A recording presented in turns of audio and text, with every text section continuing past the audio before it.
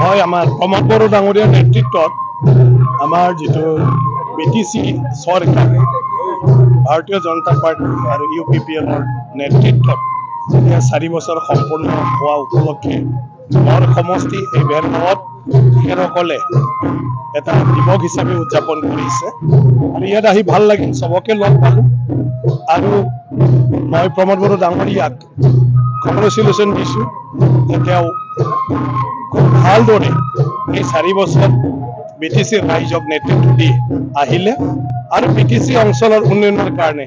তেওঁ যিখিনি পদক্ষেপ লৈছে তাৰে বহুতখিনি কাম খুব ভালদৰে ৰূপায়ণ হ'ল আৰু যিখিনি কাম আছে সেইটো তেওঁ যিমান পাৰে চেষ্টা কৰি আছে আৰু 4 বছৰৰ অভিজ্ঞতাৰ পিছত মই ভাবোঁ আহি থকা দিনটোত তেখেতে নিশ্চয় বাকী কামবোৰ ৰাইজৰ আশা আকাংক্ষাবোৰ পূৰণ কৰিব পাৰিব। গতিকে এয়া এটা মানে ৰাজনীতিক ব্যক্তিৰ কাৰণে ৰাজনীতি কৰা লোকসকলৰ কাৰণে এটা গৌৰৱৰ কথা যে সুস্থিৰতাৰ মাজেদি আপোনাৰ যে দায়িত্ব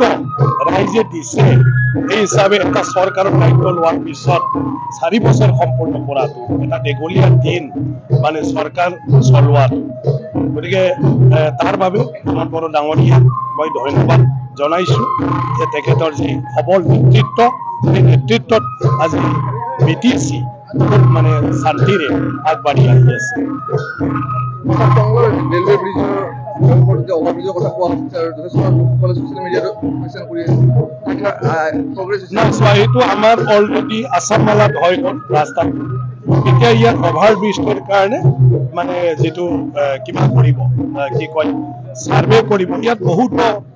সমস্যা আছে যিটো কথা লৈ পেলাই ৰাইজেও কিছুমান কথা কৈ আছে এটা টেকনিক্যাল কথাটো চাব লাগিব এটাটো হ'ল ব্ৰিজটোও লাগিব এটাটো হ'ল ৰাইজৰো বেছি ক্ষতি হ'ব নালাগিব গতিকে ছাৰ্ভেৰ পিছত কি হয় ৰাইজৰ মতে এই সিদ্ধান্ত হ'ব কাৰণ ৰাস্তা ৰাইজৰ গতিকে এই অঞ্চলৰ ৰাইজৰ কথা মতে এই কামটো নাই